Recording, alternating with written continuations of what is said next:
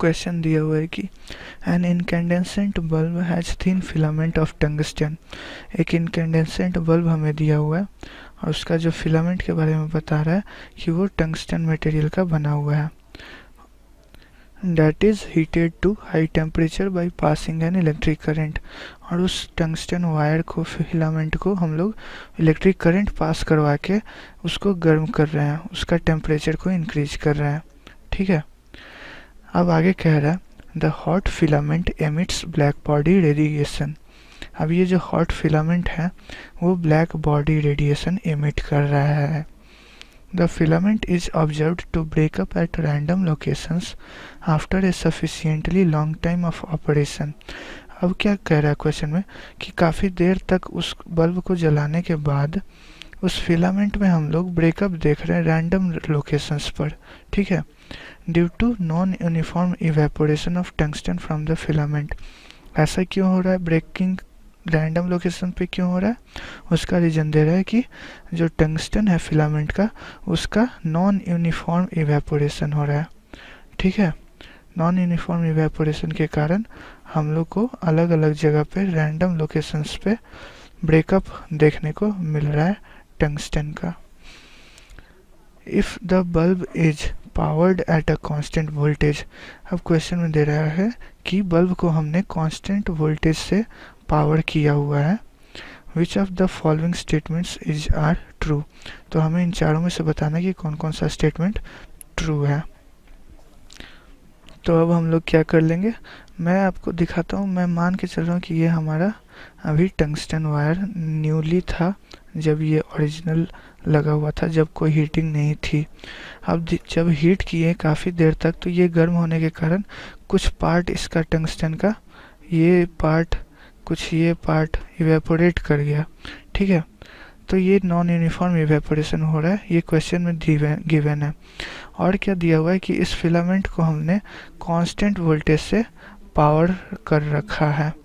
ठीक है, तो अब हमें बताना है कि इन ऑप्शन में से क्या क्या होगा। तो सबसे पहला चीज़ क्या है कि the temperature distribution over the filament is uniform. जो टेम्परेचर का डिस्ट्रीब्यूशन होगा इस फिलामेंट के अक्रॉस वो यूनिफॉर्म होगा। तो मैं कहूँगा बिल्कुल नहीं। क्यों? क्योंकि जब इवेपोरेट हो रहा है तो ये वाला पार्ट अब नहीं रहा, वैसे ही अब ये वाला पार्ट नहीं रहा, ये वाला पार्ट नहीं रहा, ये वाला पार्ट नहीं रहा, ये वाला पार्ट नहीं रहा, वैसे ही और भी बहुत सारा पार्ट नहीं रहा। तो ये जो थ्रू आउट यहाँ से लेके यहाँ तक क्रॉस सेक्शन है, वो क्रॉस सेक्शन जो है वो यूनिफॉर्म नहीं रहेगा। और यूनिफॉर्म नहीं रहेगा तो जो टेम्परेचर का डिस्ट्रीब्यूशन होगा इस पूरे फिलामेंट के अक्रॉस वो सेम नहीं होगा, मतलब यूनिफॉर्म नहीं होगा। इसलिए पहला ऑप्शन गलत है। दूसरा ऑप्शन कह रहा है the resistance over small sections of the filament decreases with time. जो रेसिस्टेंस है किसी भी छोटे छोटे सेक्शंस को आप कंसीडर करो तो वो क्या हो रहा है, टाइम के साथ डिक्रीज कर रहा है।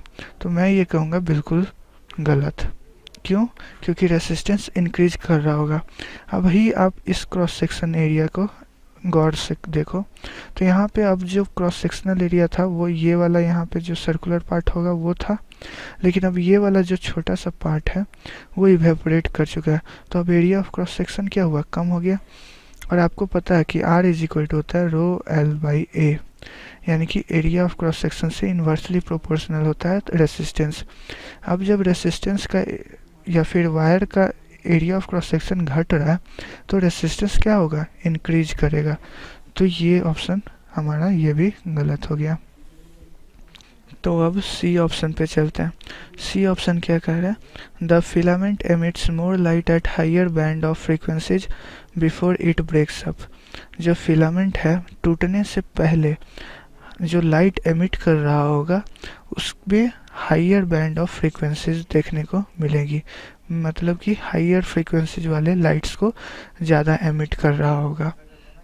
तो आप क्या सोच सकते हो यहाँ पे कि जहाँ जहाँ ब्रेकअप हो रहा होगा, जिस जिस पार्ट को टूटना होगा उसका टेम्परेचर काफ़ी ज़्यादा इंक्रीज कर गया होगा, उस पार्ट का टेम्परेचर काफ़ी हाई हो गया होगा। हाई होने के कारण हम लोग क्या लिख सकते हैं, हम लोग इस रिलेशन का यूज कर लेंगे, lambda is n is proportional to 1/T। यानी कि अगर हम लोग टेम्परेचर को इंक्रीज कर रहे हैं तो जो लैम्डा होगा, लाइट जो भी इमिट होगी उसकी वेवलेंथ जो होगी वो कम होगी अगर टेम्परेचर काफ़ी ज़्यादा होगा तो, और टेम्परेचर कम होगा तो ये जो लैम्डा होगी वो ज़्यादा होगी, यानी कि ज़्यादा वेवलेंथ वाली लाइट एमिट करेगी। ये रेडिएशन का प्रिंसिपल से आया हुआ है और कोई बात नहीं है, ठीक है। तो अब यहाँ पे टेम्परेचर काफ़ी हाई हो गया तो लैम्डा हमारा क्या हो जाएगा, काफ़ी कम, और लैम्डा कम हो गया इसका मतलब कि जो लाइट रेज जो जा रही हैं, एमिट हो रही हैं, उसका वेवलेंथ कम हो गया, और वेवलेंथ कम होने का मतलब है कि फ्रीक्वेंसी इंक्रीज कर गया। ये तो बेसिक प्रिंसिपल है। तो यहाँ से हमें पता चलता है कि ये ऑप्शन बिल्कुल सही है, क्योंकि ये कह रहा है कि हाइयर बैंड ऑफ फ्रीक्वेंसीज वाले लाइट को ज़्यादा एमिट करेगी जब ब्रेकअप होगा तो टंगस्टन का, इसलिए ये ऑप्शन बिल्कुल सही है। अब आप डी ऑप्शन पे आओ। डी ऑप्शन कह रहा है the filament consumes less electrical power towards the end of the life of the bulb. Bulb के लाइफ के एंड के अक्रॉस टुवर्ड्स हम लोग देखेंगे कि फिलामेंट जो है वो लेस इलेक्ट्रिकल पावर कंज्यूम कर रहा है। तो पावर इज इक्वल टू आप क्या लिख सकते हो, वी स्क्वायर बाई आर। मैं यहाँ पे आई स्क्वायर आर नहीं लिख रहा हूँ क्योंकि ये जो करंट है उसका पता नहीं है, लेकिन वोल्टेज जो है वो दिया हुआ है कि हम लोग कांस्टेंट वोल्टेज से उस बल्ब को ऑपरेट कर रहे हैं। तो यहाँ से हमें मिल गया P is inversely proportional to resistance. तो इसका मतलब क्या हुआ कि रेसिस्टेंस इंक्रीज करेगा तो पावर घटेगा, और हाँ यही हो रहा है क्योंकि एरिया ऑफ क्रॉस सेक्शन घट रहा है तो रेसिस्टेंस बढ़ रहा है, और रेसिस्टेंस बढ़ रहा है तो अल्टीमेटली हमारा क्या होगा, पावर डिक्रीज करेगा। तो ये ऑप्शन हमारा डी जो है वो भी सही है।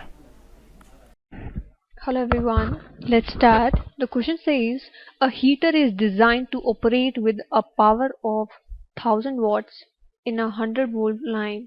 It is connected in combination with a resistance of 10 ohms and a resistance R to a 100 volt mains as shown in the figure. What will be the value of R so that the heater operates with the power of 62.5 volts? So first of all, this is given 1000 watts. This is its rating, okay? Up to this power it can work, and on this line to this voltage this can work. Okay, these are just the standards given that this heater can operate up to. So from this data we can easily find the heat resistance of this heater, which would be P V square by P. This actually came from the formula P is equal to V square by R. Okay, from this we got this formula, and in place of V we can put 100 and it is 1000. So resistance of heater, yeah, this is square, so it will come out 4 zeros and 1000, so it will come out as 10 ohms. Now we know in question it is given we have to find the value of R if heater operates on 62.5 watts. So using this value we can find the current through the heater, which is, P is equal to I square R. So I will come out as under root P by R. RH, P is given here in the question. This is 62.5 watts. So if you will solve it, you will get this as 2.5 amperes. So this is your current through the heater. This is your current through the heater, which is 2.5 amperes. Now you can easily find out the voltage drop across this because you know the resistance of it. So voltage drop across heater would be I into R, that is 2.5 into what is the internal resistance? It is 10 ohms. So 25 volt is dropped across heater. Yes, 25 volts is dropped, and so remaining, as it is a parallel combination, so 25 is 25, both across both the wires 25 volts will be dropped, so remaining voltage is dropped across this, which is 75 volts. Now we can find the current from here. Current across the 10 ohms would be I is equal to 10 would be V by R, that is 75 by 10, which is 7.5 amperes. So this is the current going inside.